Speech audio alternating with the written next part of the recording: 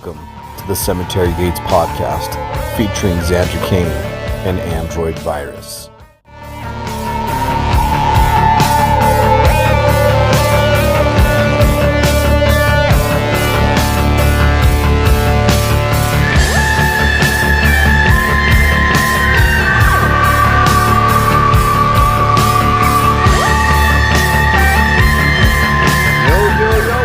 Back to the Cemetery Gates podcast. I am Android Virus, joined by my awesome ass co-host, the illustrious Mr. Xander Kane. How you doing, brother? Hey, good man, good. Just sitting down here in Atlanta and random mass storms all day, but whatever. Summer storms, it happens. Hot Atlanta, yeah. Yeah. Well, you could send those my way. We got the desert here. Well, we did have the monsoons a few weeks because we do have cyclical monsoons, so those are always like mid to late July, early August. Yeah, and they're just like the monsoons you would see on the National Geographic Channel. So like, all the toads and tadpoles are this close to drying out in a dry mud bed, and then the freaking rains just roll through and they're alive. So that happens here, but when that happens, the centipedes and scorpions come out.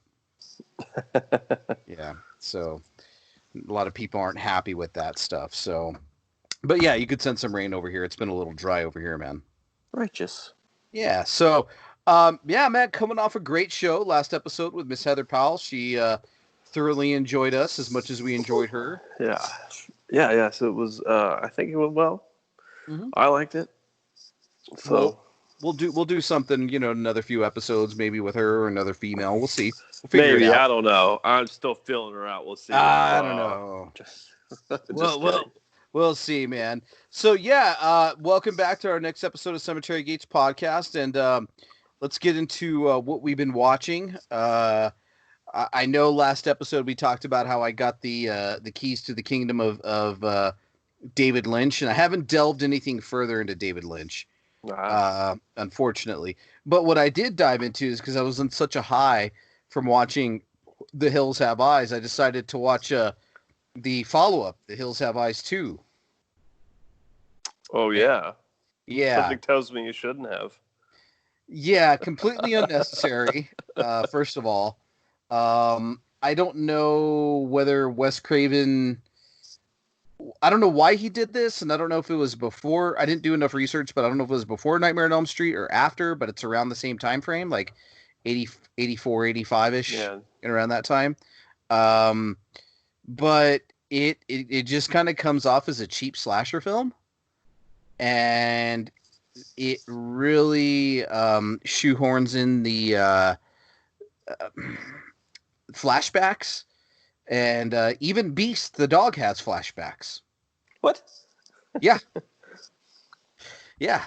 So Michael Berryman, he's in his role again, and then the girl that escaped, the I guess the hillbilly girl or whatever escaped that saved Ruby. She's with them, and Ruby and the brother. So. You don't see the sister. You don't see the dad that escaped with the baby no more. Their stories are written off, or they're just living their lives. But the brother and Ruby opened a motocross shop, right? They're motocross stuff, and there's a lot of like familiar teen faces from the '80s in this too, a lot. But they decide that they're going to go motocross. They decide they're going to go for a motocross, and for some odd reason, they're going back to the same spot that all this stuff happened in. Like, there's a million spots you can pick, and they're going to go to the same spot. And it happens again, and Michael Berryman's in it, and one other guy, and that's it. And it's not that great, dude. I mean, it's watchable. I've seen worse, but it's completely, like, unnecessary. Yeah. So it's pretty much a cheap-ass slasher. So, and didn't seem like anybody cared that was working on it. So yeah, it's not that great, man. It's not that great. And then I caught Calvaire. Have you seen that? The French film? Yeah, I watched that again. I hadn't seen that in years. Yeah, it's a good one. Yeah, that is good. And then I watched a really fucked up movie that I wish we would have saved for the podcast, but Sorry. it's okay. Tenement. Haven't seen it. Have you heard of it? I don't think so. So it's a 1985-86 movie that got an X rating, and it's about drug dealers that live like they're squatting on the bottom floor of this apartment in the South Bronx, and the tenants band together to kick them out and get them arrested, and then they come back for revenge. So it's this cat and mouse game between the tenants and the drug dealers. Ooh, But in like dirty 80s New York. yes, Oh, God, that sounds awesome. maybe we will save it. All right, no worries. Yeah, that sounds awesome. I'm just gonna put it to you this way, bro. It's a rough watch. Oof. A rough, like, not Like, rough like it sucks. Like, it was rated X. so And there's a lot of gut punches and there's some rapage in it, pretty bad, dude. So oof. we should save it for the show, actually. So, and then I caught surprisingly a nice pleasant surprise was Upgrade. Oh wait, I think I have seen that one. That Blumhouse one came out a couple years ago. Yeah. Really fucking fun, man. It was a nice cyberpunkish, futuristic, hyper-violent, awesome fucking movie. I enjoyed the shit out of it. So there you go, man. Those are what I've been watching. But I think we should save Tenement for the show. All right. Well, that sounds good. So I finally sat down and watched In Search of Darkness on Shudder, which is that 4-hour documentary on 80s horror. It's like 4 hours and 15 minutes. All in all, pretty solid. My only real negative, not negative, but my only real like qualm with the whole documentary is there's just far too much time spent on the big three. You know, they're Nightmare on Elm Street, Halloween, and Friday the 13th play a pretty big role in this documentary. Like, they go back and talk about, you know, multiple movies in the series, and it just kind of occupies too much real estate in the documentary for my liking, because we already got, you know, Never Sleep Again and the Crystal Lake Memories. Like, we have amazing documentaries available for those films. So I was kind of irritated that they spent so much time in there, but nonetheless, very entertaining, very nostalgic. It's done really well. Supposedly there's a sequel plan that's going to be more obscure stuff. So I would be looking forward to that one probably a little more. But it's fun, especially if you're new to horror. That's a great way to dip your toes in. Just give that a view. It's on Shudder, so it's pretty cool. Yeah, I've seen that. It's a good one. And then, as I'm still watching a crap load of vampire movies to try to figure out my favorite vampire movies of all time, I watched one that was recommended by multiple people called The Transfiguration. Have you heard of this one? I have not, sir. So it's in 2016 or 2017, somewhere around there. And it's kind of an interesting take on a vampire. It's this little boy in the Bronx. He's like obsessed with vampires, and he lives in like the low income housing or whatever in there. And he's always kind of picked on. And there's another girl in the building, and they kind of like hit it off, and they kind of fall for one another. And so he's telling her about his like vampire obsession and all this other stuff and all his theories on vampires. And the cool thing about this one is like his theory on being a vampire is that, well, it's not really animalistic. It's just like people drink blood and then they get just addicted to it and have to have it. So, you know, it's not really that kind of monster live forever aspect. Like, his thing is like, you know what, you're just a killer. So it was cool. I mean, the movie plays out pretty unique, and it was really good. It was really good. The young actor was really good that played the kid, and the girl counterpart was really good. It was just pleasant surprise, man. So nice. I liked it. Nice. And then the only other thing I watched worth mentioning was I finally watched Hotel Artemis. Oh, nice. Love the concept. With Jodie Foster, right? Yeah. I absolutely love the concept and would watch more movies in that kind of world. But it's definitely felt like it had some filler and whatnot in this story. Like, a lot of the story was just kind of like, meh. You know, it was just kind of made for action scenes and, just to see some big names in there. But man, that Sofia Boutella, or however you say her last name, Boutella. Mm-hmm. Her character is fucking awesome. She plays a character named Nice.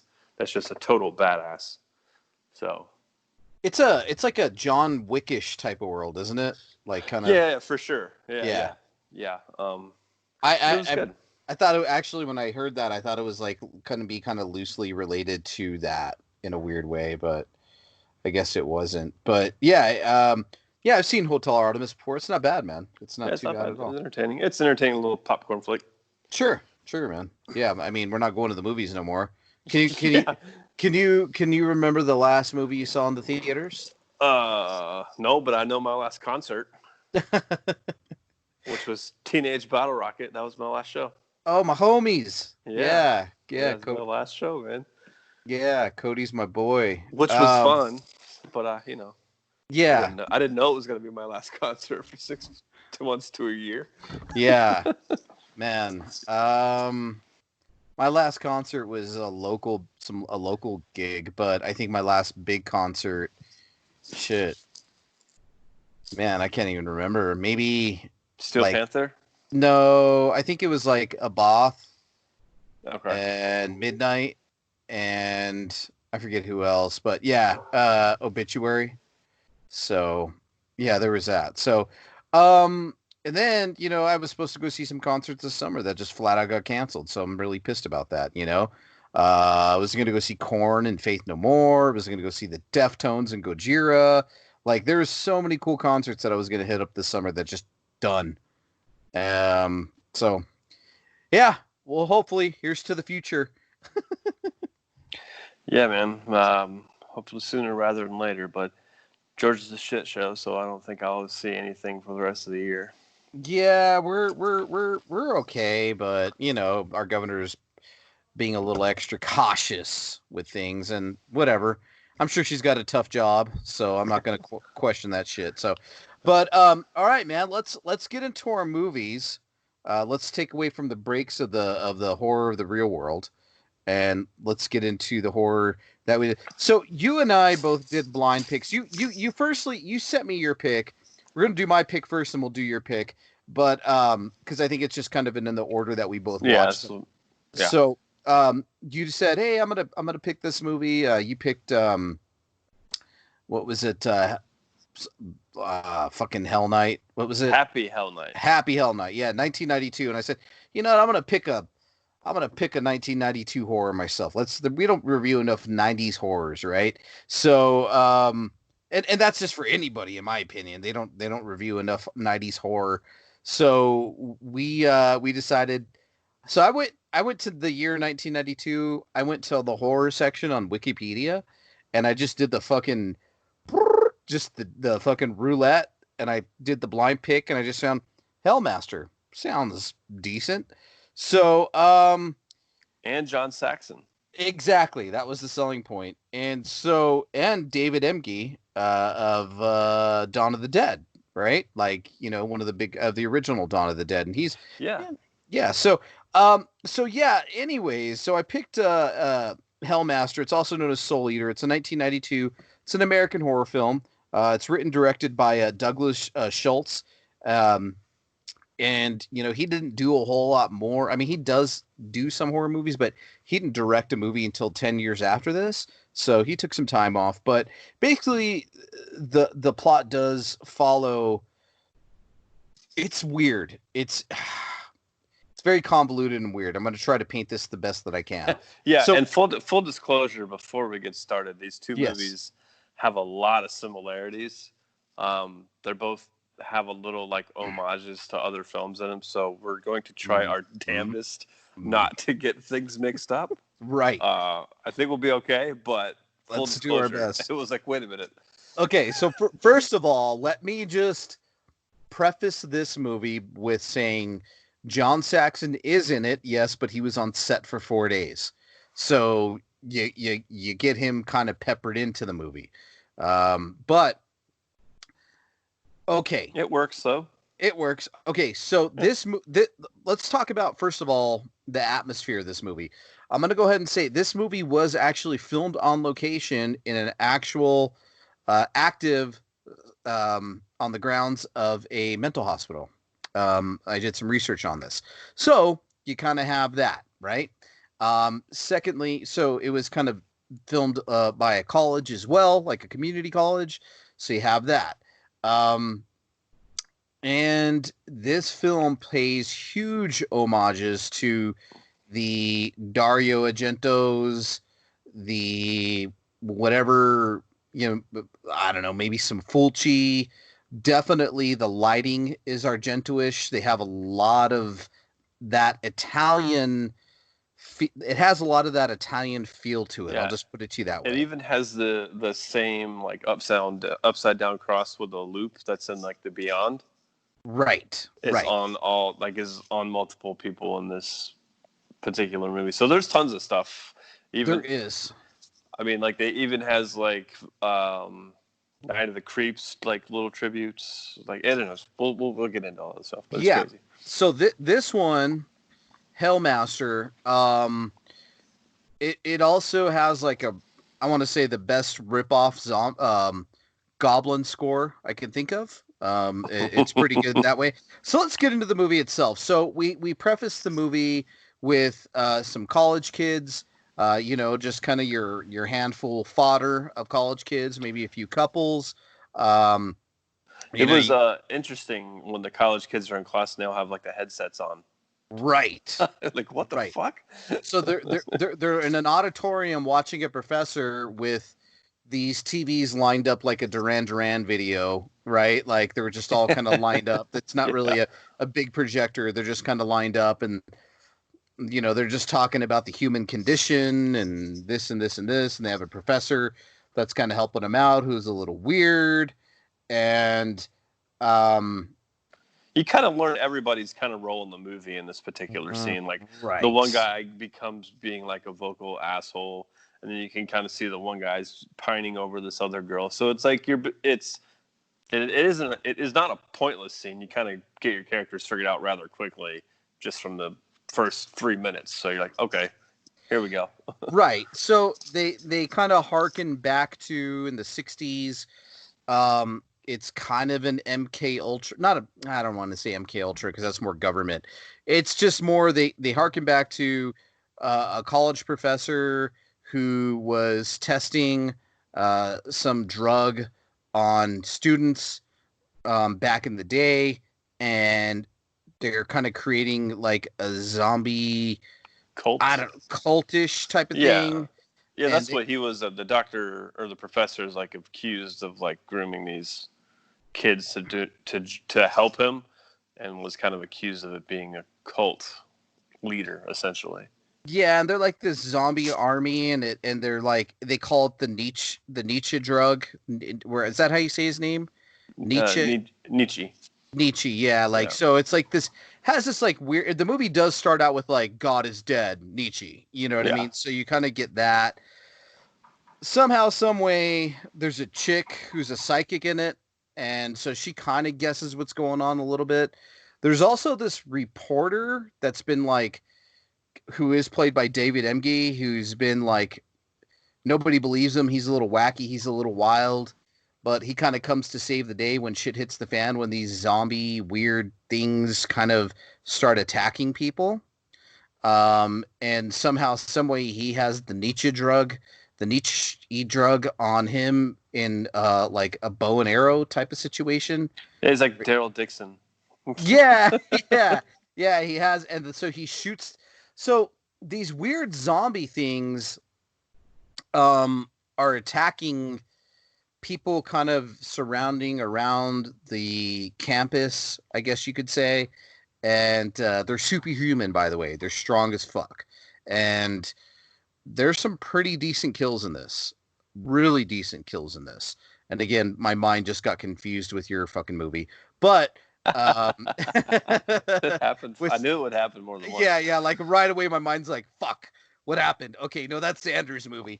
But yeah. So we have the girl and the guys like kind of figuring out there's some weird stuff going on. One of the asshole alpha jock guy, he's taking pictures of this chick kind of dancing nude, and she's like, I gotta go, and you know, there's that scene, which again I got Yeah, confused. Fucking your movie again with fucking pervs taking pictures of kids. yeah, down in the basement. Yeah. Okay. So, anyways, basically these zombie things are kind of starting to attack, the students in the area. They're running, and then there's an homage to Night of the Creeps in this one that we talked about. There's the guy who can't use his legs. Yeah, he's handicapped. He's got the crutches that he's running. He's always wants this one girl to like him, and his buddy's like, the super supportive friend and whatnot. So there's the whole relationship is completely like, oh, it's from like Night of the Creeps. And then later on, you actually get a scene with a little girl who, to me, was like a nod to like Halloween 4. What is it? It's basically like Danielle Harris's character running around late in the movie. So you're like, there's the Halloween reference. Right. There's your Night of the Creeps reference. Right. And then these syringes and stuff. There's the one that the cult leader has looks like Freddy's claws. Right. With the 3 needles. So like you get all these like horror movie references, and like most of these happen within like 20 minutes. So they're like bam, bam, bam, bam. Like there's all kinds of stuff in here, I think. And there's even an argument to be made for like a tall man kind of homage to it. It's crazy. There's like everything's peppered in here. Yeah, because John Saxon does brilliant in this role as the cult leader / he's found out a way to survive all these years since the 60s in the basement with these subhumans who are creepy, by the way. They're just these creepy ass mutants. There's a nun, there's a little kid, there's a chick, there's a guy that has the lines all on his face. Right, that guy who has like lines carved in his face, and they're just kind of hunting these college students on this campus, killing them in really cool ways, in really creepy ways. It's definitely a cat and mouse game throughout the movie. I feel like John Saxon shows up at the most perfect times. He wears a black trench coat and he's brooding. He's John Saxon, and he plays a great bad guy. Even though he's not in the movie a whole lot, he's peppered in there perfectly. And there's definitely these weird little mutants that he controls with this drug, and they have that carving in their forehead, like you said, from, what movie did you say it was from? The Beyond. Right. And so they're kind of dispatching the students are dispatching them, and it kind of all culminates towards the end. And, there's a psychic chick, and there's heroes, and there's the whole, I want to say, like, again, you said the homage, like, so you have kind of like, I want to call the Fright Night scene where, he approaches the kid with the crutches, the handicapped kid, and he's like, God did this to you, I can give you life, and he accepts it, you know what I mean? Like, and he just turns into a fucked up person too.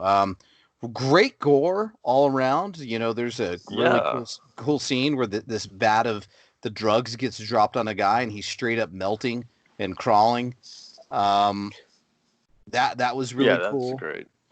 The way the Saxon's death is really cool. I don't want to give too much away about this movie. All I want to say is because it was such a damn treat. Like, realistically, right. It was such a treat. And fuck IMDb for giving this like a 3.5 out of 10, right? But like, and not enough people have seen it. That's the problem with that rating. Right, and I think Vinegar Syndrome did release this. I think they did, yeah, on a Blu-ray, and it's a must-own, man. Let me just go. The movie is really convoluted, and it has like, I really don't feel like I'm giving it enough justice through my review, but I will say this, that it's fucking cool. Yeah. And it's a lot cooler than I expected. I didn't know what to expect from a 1992 John Saxon film, but and David Emge, we haven't. I mean, he's kind of a genre guy as well. Well, at that point, it's so. Well, at that point, what was he in? Like, within the 10 years before that, realistically, right? Like he wasn't working in a ton of films. I mean, he did some stuff. Don't get me wrong, but he wasn't popping up in like 900 horror films. Right. And so you have all of that stuff as far as like the teenagers, the bad guys, the cat and mouse game, the weird cult. The atmosphere is awesome in this film. The deaths are awesome. There's some nudity in this movie, so it's definitely a hard R. Oh yeah. Overall, I enjoyed the shit out of this movie, and I'm not going to give it. I'm not going to give it a 5 out of 5 like we did The Hills Have Eyes, but it definitely gets a 4 out of 5 for me. I agree 100%. I love all the little characters, like all the little demon, zombie, whatever things the fuck they are. Oh, I think they all have their super creepy moments. Like the nun has a really great scene in a church where she's chasing somebody down with these needles to inject them. That creepy little grandpa kid, I don't know what that thing was. Yeah, he was creepy as shit. And then there's the kind of the main one that's his like lackey that has all the lines in his face. There's a really cool scene with him coming down a hallway with a metal mallet, not a mallet. What the fuck? Yeah, it was like a metal, like it almost looks like a club, and then you plop it open and it has a scythe on it. It's like what a blacksmith uses to flatten out blades.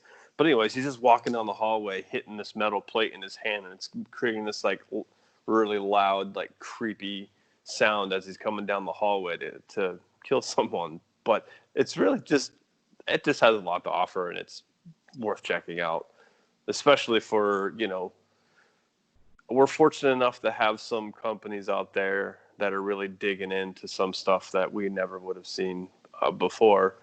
And like Tubi has a huge hand in that. What they've put on their streaming service is unbelievable. Exactly. Like obscure things that I didn't even like. I comb through it all the time, and I didn't even know Hellfest was on there. So it was like shit. So, but then I got companies like Vinegar Syndrome that I guess put this out, and then the film I'm about to talk about was put out by Ronin Flicks, so they're available on Blu-ray. But like, we're finding them, so that's awesome. Yeah, this is just a really cool find, guys, and it's just something maybe I would have came across in the video store and just overlooked, like John Saxon film, guy with fucking scratches on his face. Maybe it's a Hellraiser wannabe. Who knows? Yeah, you're like Saxon 1992. This can't be good. Yeah, it's something that you look at the cover and you kind of would have overlooked it. I mean, but man, very impressed with this film. What such a pleasant surprise. Check it out, guys. I mean, a good solid 4 out of 5 in our opinion. It's a must watch, and that's all I can say, man. And we forgot before this to say that we were going to listen to the trailer because we got so excited. So we're going to listen. So we're going to let's listen to the trailer now. Okay. We'll be right back. John Saxon, star of Death House and Nightmare on Elm Street, stars in Hellmaster. Terror looms at a cryptic college campus when a genius professor, presumed killed in a research experiment, returns to his alma mater for revenge. People say they used experimental drugs on the students to develop their minds back then. This madman performs unspeakable experiments with a mutating drug. Hey, mister. Will you play with me? And lets loose his followers to take over the campus. There's enough of that stuff down there to breed armies of those things. If a god created this world in 6 days, and I can make hell of it in one night, then God must be dead. And one gifted student, Shelley O'Dean, is forced to battle the professor in a mental struggle for freedom.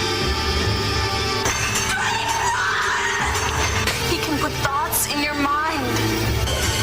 Who will emerge victorious? The student or the crazed biochemist? John Saxon as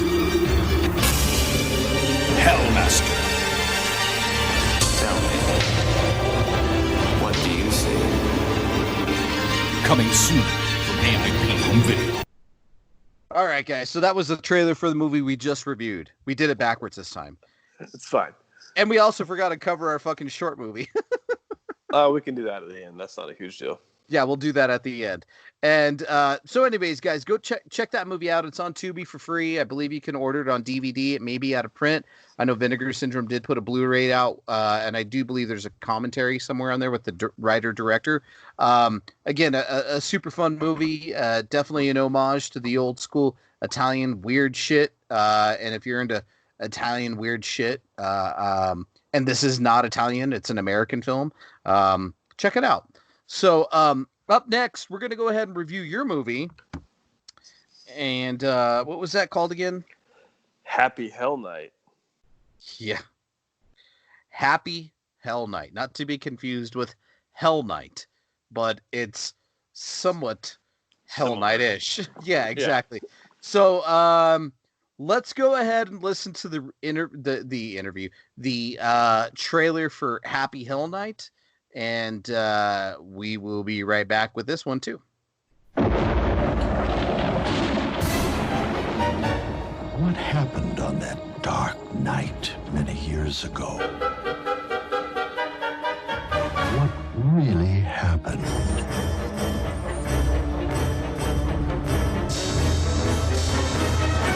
Who's that man locked up in the asylum? Eats the bugs in there, I suppose. Nothing human lives like that. Not for 25 years.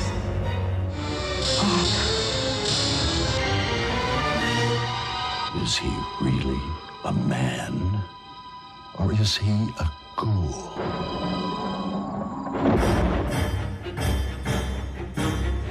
Happy Hell Night! The town holds a special night once a year when the kids get to play all sorts of games. What's up? What do you know about Phi Delta brothers being murdered in Winfield Cemetery? What we raised was the personification of evil. What does all that have to do with this inmate? It's here. It's here because of my past. Everybody's dead! Oh my God! Open the door, man! He's here! All right, Sonny!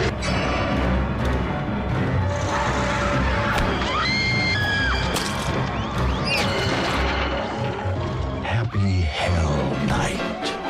Fun and games of a different kind. Please help me, Father. All right, guys, that was the trailer for Happy Hell Night, and let it rip, sir. All right, so Happy Hell Night is written and directed by Brian Owens, who other 90s horror fame did Brain Scan. Mm-hmm. So, which I didn't know that at all. Yeah.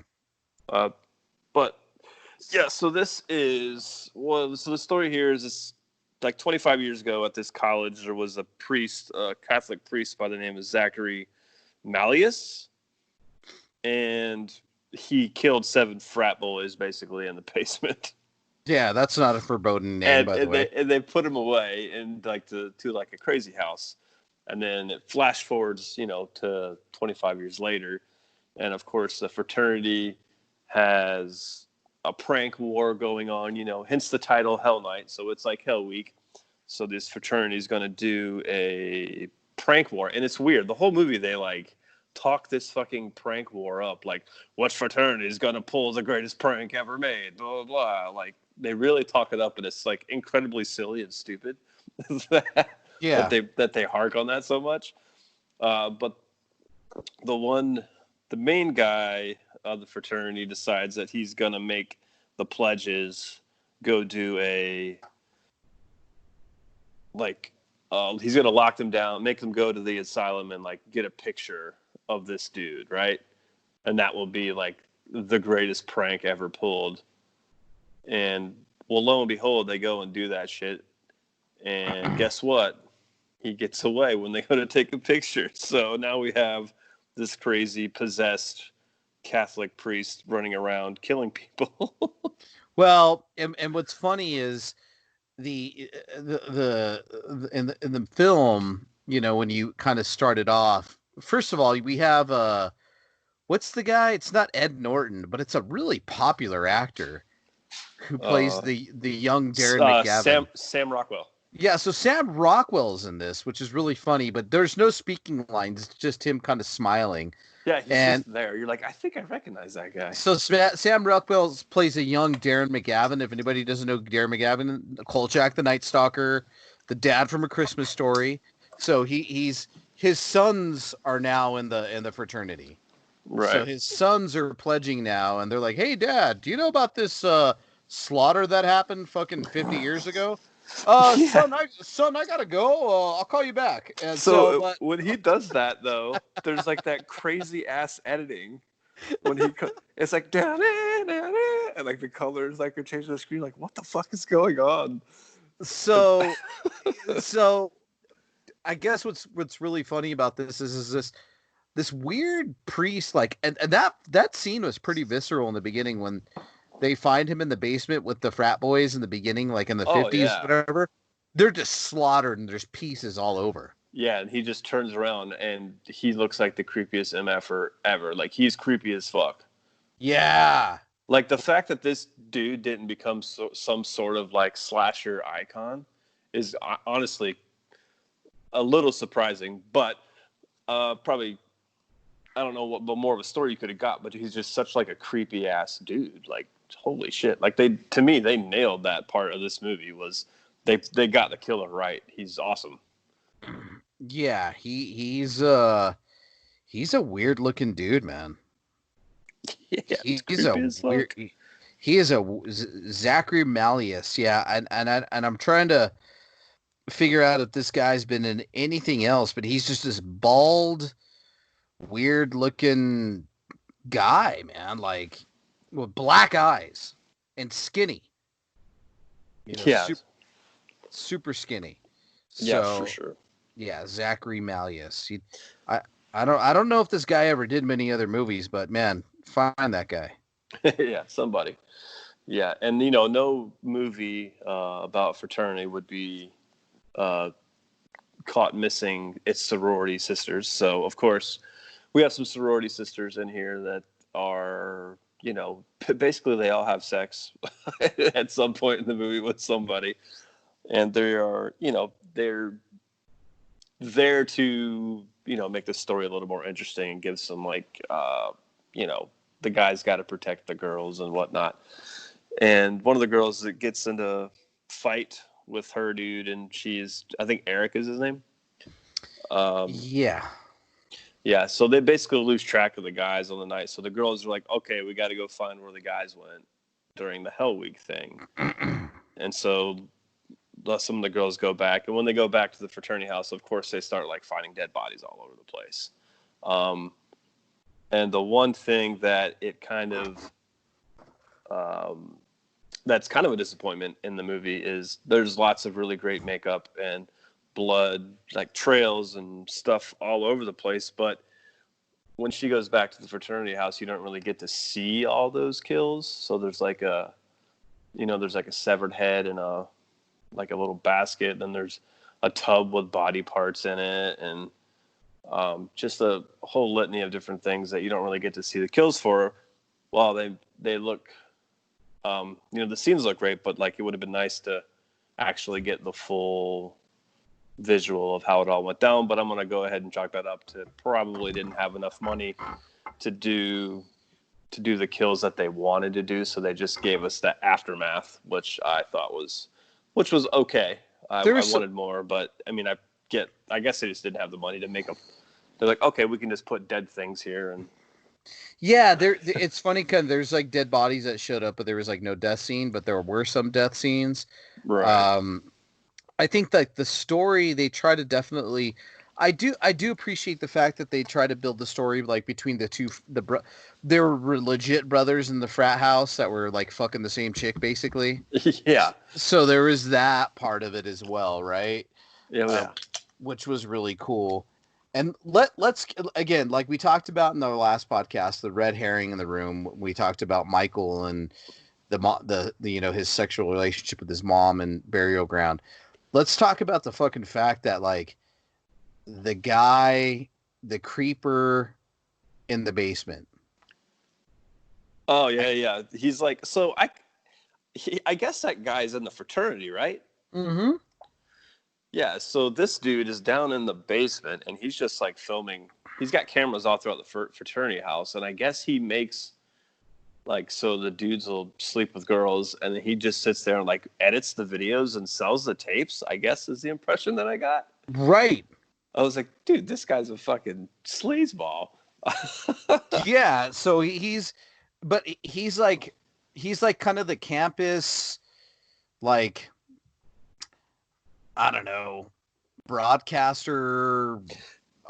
Yeah, it's like a radio personality or TV personality thing. He's like this creepy radio TV personality, SCTV, I don't know, or Steve TV or whatever they call it, and he's in the basement with like all this camera gear and lights and recording gear and all this stuff, and you think, okay, this guy might be legit, he's just kind of broadcasting, he's like a media guy for the campus, but then like right away it goes into like he just has full-on sex videos with chicks, like, and they don't like. This is a hard R too, man. There's some sex in this film, dude. Yeah, and it's all very vocal too. Like, yeah, like he's sitting there. Like the one girl, I think Liz, comes downstairs and confronts him, and like the tape is just blaring in the background, just of the dude sleeping with the other girl upstairs.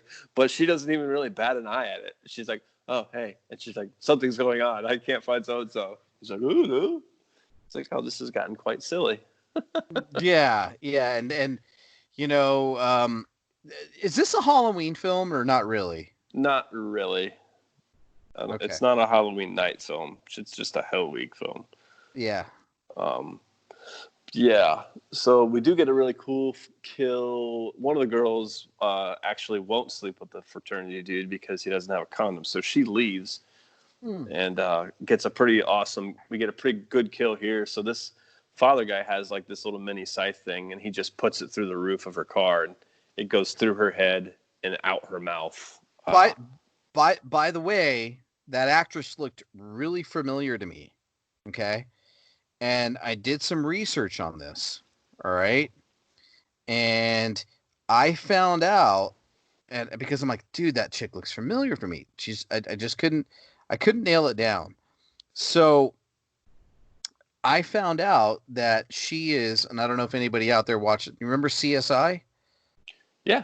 Okay. So she played, I guess, her name is Georgia Fox. Sounds like a porn star. Yeah, but she had a huge role on CSI. And she was one of the main actors in CSI. But went uncredited in this movie for some reason. Don't know why, but that was the CSI chick. Just letting you know. Well, nice. Who knew? I didn't know that. I didn't. Yeah, I'm just like, God, because it drove me nuts. Like my OCD kicked in. I'm like, where is she from? I know her face. I'm like, God damn, that's a CSI bitch. So like I just Googled her, and I'm like, yep, sure as shit, she has an uncredited role in that movie, and that's the CSI chick. She gets a nice scythe through the top of her head, through the roof of her mouth, which is really cool. Yeah. And just before that, we get a really cool death at the church where someone gets impaled on a cross and it swings upside down. Was that the priest? Yeah. Yeah, he was like the young priest who kind of helped do what he had to do in the original. Okay, yeah, I remember that part. Yeah. And then the two brothers and the Liz, they are trying to chase down the crazy priest or whatever, so they concoct a plan to get him and kill him, which is basically to do the ritual that he did the original killings of the 7 fraternity brothers. So they're trying to duplicate that. And there's like a really fucking silly scene that made me laugh my ass off toward the end. So they have him like back in his little crypt area. And I think Sonny comes riding down on this dirt bike. Just like bebopping down this tiny, tiny ass hall in a mausoleum. And you're like, he's going to crash into a wall and break his neck. Like as soon as he gets into the mausoleum, he of course wipes out. Well, it looks so fucking comical when he's riding down the hall. Well, like, what they did in all fairness, they sped the video up as if it was like a fucking Three Stooges video. It's like a Benny Hill skit. Yeah, exactly. It's like so like they sped that fucking video up, and it's like, come on, guys. But yeah, they did do that. That was pretty funny, that part. Yeah. But yeah, so they try to execute their plan. I don't want to give away the ending to this, but you know that's roughly where it ends. And this freaking Malleus guy, man, he's so creepy. His eyes are just straight black. I mean, it's wild. It's wild, y'all. It's wild. But yeah, I actually like this movie a lot. Yeah, I quite enjoyed it. It was very atmospheric, kind of like there was some parts like, you know, going through the graveyard in this one that were just generally some creepy atmosphere through this when one. They ran through the cemetery gates. Oh, yes. Oh, see what I did there? See what I did there? Is that what you did? Yeah. Yeah, I would love to have seen another movie with this killer in it. I mean, I guess you could argue that this, you know, the film does suffer for some kind of poor writing, but you know, what are you gonna do? It's fun. Yeah. And they did this really cool thing. So like Malleus, Zachary Malleus or whatever, the crazy Reverend guy. So he's like thin and pale and kind of tall. And throughout the movie, they have like mannequins and corners and stuff. And it's kind of a little trope that they keep doing over and over in the film with mannequins. And like you see a mannequin in the distance, you're like, oh, is that him? Oh, it's not him. So there's like a weird, you know, just symbolism, I guess, throughout the movie that I really appreciated.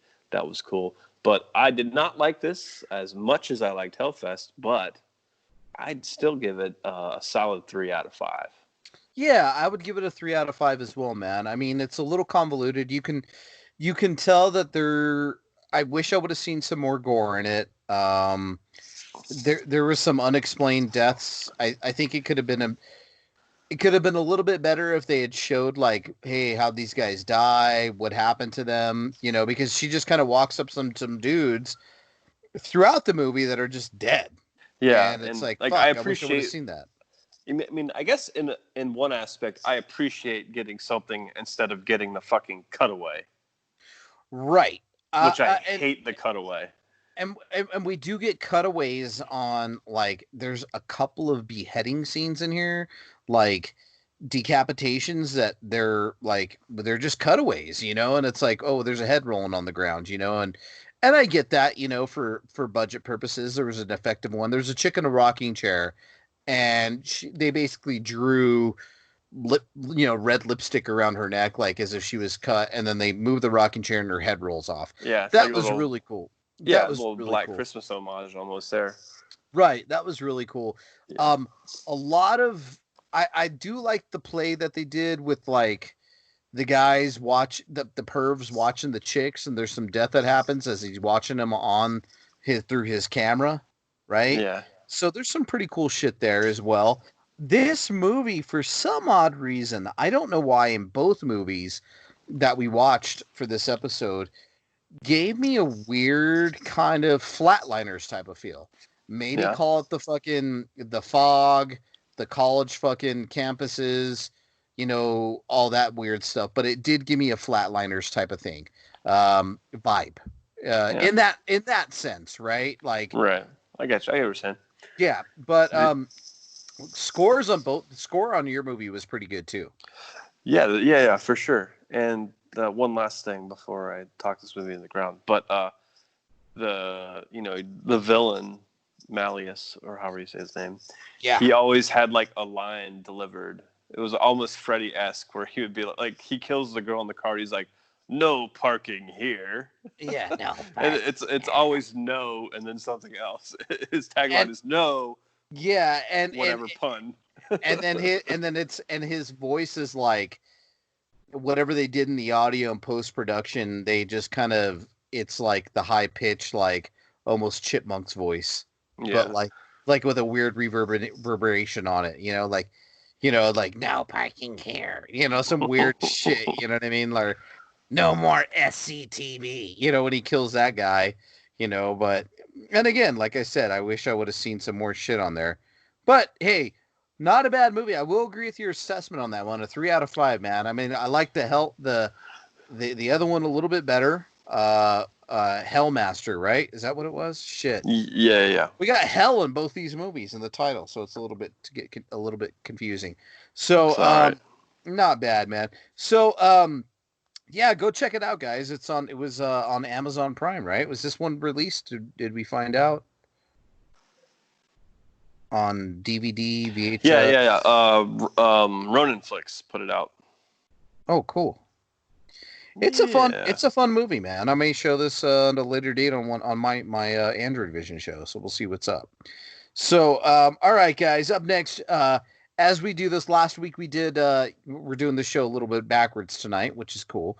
Last week, every other week we do a short film, and then we'll do, on the off weeks we'll do Second Chances film. So this one, Mr. Zanderkane sent me 2016's Slut. You heard it right, guys. Slut. Yes, you did. Yeah, man. So you sent me this short 18-minute short film. And since this was your pick, man, have at it. Yeah, so, okay, I'm trying to find who the damn director was, because I want to give credit to the director, but... I'll tell you exactly who the director is. Is Haley Okuno? Yeah, that's it, man. I tried tweeting her, okay. But she doesn't have a Twitter because whatever, but I tweeted in our in our Cemetery Gates tweet, I tweeted the main actress in it though, but I haven't gotten any response. Yeah. So I saw this flick a little over 3 years ago at Etheria Film Festival, which is a film festival all for female filmmakers, writers, and directors and whatnot. And this was one of the top ones that they had played. So it's about just under 20 minutes long. It takes place in a very small town of a couple hundred people and is focused on a young woman that lives at home with her grandmother. Her grandmother seems to be mute, I guess. She doesn't really talk, so you don't really get any interaction from the grandmother in the short. But obviously, the young girl that's living there is like kind of starving for attention from somebody. From someone, but but they kind of preface it with she's a little bit of a badass, man. She's chopping wood. Yeah, she's a little. There's a really cool like foreshadowing at the very beginning of this short film where she's sitting with her grandmother, and it's like the guy on the screen is talking about how every day is just the same, nothing more, nothing less. That's just like their life, and then it cuts to her like chopping wood outside and. With her, she's like chopping wood and she's really frustrated because her life is like boring and mundane and blah, blah, blah. So it's kind of cool that they kind of tied that in. It's very well thought out. And so she decides to cut loose and go out to the local skating rink. And it's interesting, like the music in this is like this weird, like innocent kind of country music at the beginning.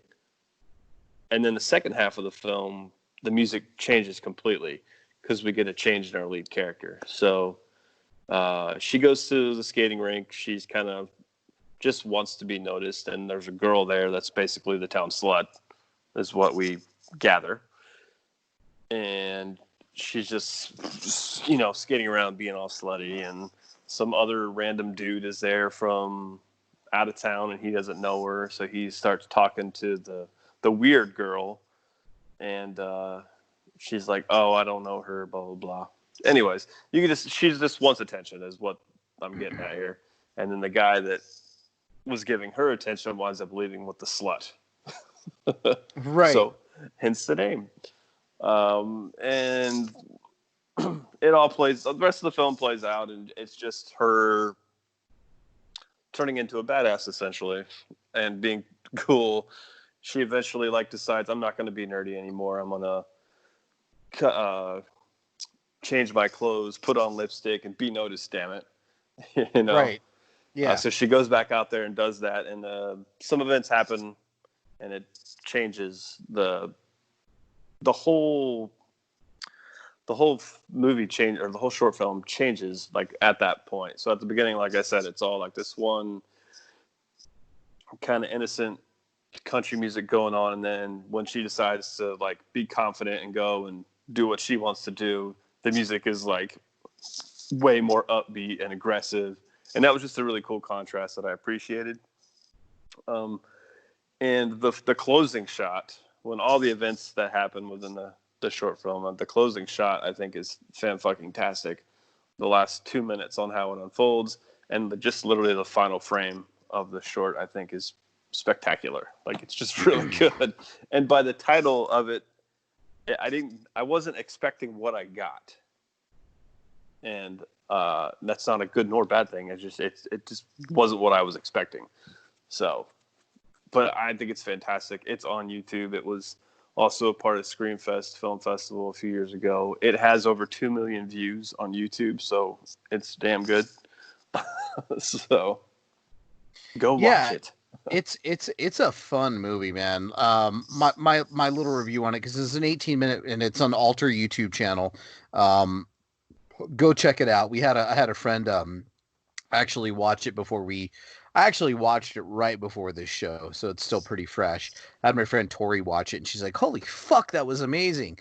So this is directed and written by a female, and it does not come off as, we watch a lot of short movies, and you see a lot of short movies, and you could kind of tell it's a short movie by the budget, but this kind of comes off with a high budget feel to it. It really does. A high production feel to it right away. And the acting is superb in it. So these people really, really, it's a home run. Yeah, really they didn't act like they were in a short movie. I did kind of get a little Red Riding Hood feel to it, with the grandma, and the killer, the serial killer, which was really cool. And I just thought it was a smart, intelligent, social commentary horror movie. It was really great, man. I was actually really blown away by this one. I would support a full feature of this, a story in this vein, even if it had the same beginning and end. I don't care. I would willingly watch whatever she decided to put an entire feature film in that concept, because I absolutely loved it. So right. And not a lot. There's no gore in it, really. There's just some makeup. It's very effective. No. Yeah. There is a serial killer in it, and you get his weird little niche with the ropes, I guess you could say. Yeah. And his obsession with that shit. So man, all around, if we're gonna rate this fucker, I'm gonna give it a 4.5 out of 5. Yeah. No questions. I would gladly give it that. It's really high up there, guys. You should check it out. It's on YouTube. Go ahead and look for Alter on YouTube, and it's called Slut. You can also type in Slut horror short film, and it'll come up. Right. There's a few other short films called Slut, but if you type in Slut horror short film, it has over 2 million views. So how many times can we say slut during this show? I don't know. It was funny. So my wife is sitting next to me as I'm recording today. And just before we recorded, I watched Slut again, and she was talking to someone on the phone. She goes, "My husband just typed slut into YouTube." There you go. There you have it. Yeah. This would have been a good one to review with the next female guest, man, actually. Yeah. But, fuck it. Maybe we'll do it again. I don't know. Yeah. But this is definitely one of the reasons I wanted to do, when I first said I really wanted to talk about short films on the show. And as we're still kind of figuring out the format on how to review the short films, I hope everybody kind of bears with us as we figure out the best way to do it, because it's hard to say how much you want to say about it and not say about it, but still it's just a different beast to review if we want to encourage people to watch it. So this was one of the ones that I was thinking about, like when I was like, man, this is so great. Like more people need to see this. We need to talk about it. Like that was the whole point of wanting to bring short films on the show. And this one was definitely one of the inspirations to be like, we really need to fucking do this because people need to see this shit. Yeah, man. And I mean, it's 2016. I don't think they threw it up on YouTube till about a year ago, maybe. Yeah, but, no, it did a festival circuit for a long time. Mm-hmm. So, yeah, and I hope this girl really, you know, I don't know what she's done since, and shame on me for not looking at her IMDb, but you know, high hopes for her, man. Great fucking future for her, and I hope she writes more and produces more and directs more and all that fun shit. So, yeah, man. So again, our movies tonight, man. Happy Hell Night and the other one, Hellmaster. Great. We did hit a honeypot, as you said, with these movies. And these are blind picks, guys. We don't even really, and shame on us for unfortunately sometimes getting this shit confused. But his movie, Xander's movie, and my movie were very similar in a weird way. Yeah, like if anybody's ever watched multiple animes at one time, it's kind of like, you know, they all take place in a school with schoolgirls. Like you can only watch like one anime at a time. That way you don't get your storylines mixed up. That's what this felt like. Yeah, these took place with college pranks and fucking college douchebags and chicks and creepers taking pictures of naked girls and and both the killers had like weird scythes, like silver. I know, scythes. Right? Yeah, that's awesome. I was like, that we could not have fucking planned it. And ultimately, when I told you what movie, I told you I wanted to do a '90s movie, and you were like, I was going to pick one. I actually had a different movie picked, but then I saw you picked Hellmaster, and I was like, oh well, I'll just do Happy Hell Night since they both have hell in the title. Right. So I didn't even. This wasn't my original pick. My original pick was a. I assume a shitty '90s creature feature. So, well, I'm gonna really look hard for a '70s creature feature next time, or '80s, something I haven't seen. So we'll kind of preface it with that. All right, guys, you know where to find us. I appreciate you guys tuning in. Anything you got to fucking say or pimp, brother? No, man. Yeah, no, nothing exciting here. Okay, cool. Yeah, well. We'll see you guys next time. Thanks for listening, and we'll check you out soon. Good night. Good night, hell people. People. You've been listening to the Cemetery Gates podcast, featuring Android Virus and Xander Kane. Follow us on Twitter, @AndroidVirus, @Xander_Kane, and @Cemetery Gates 66.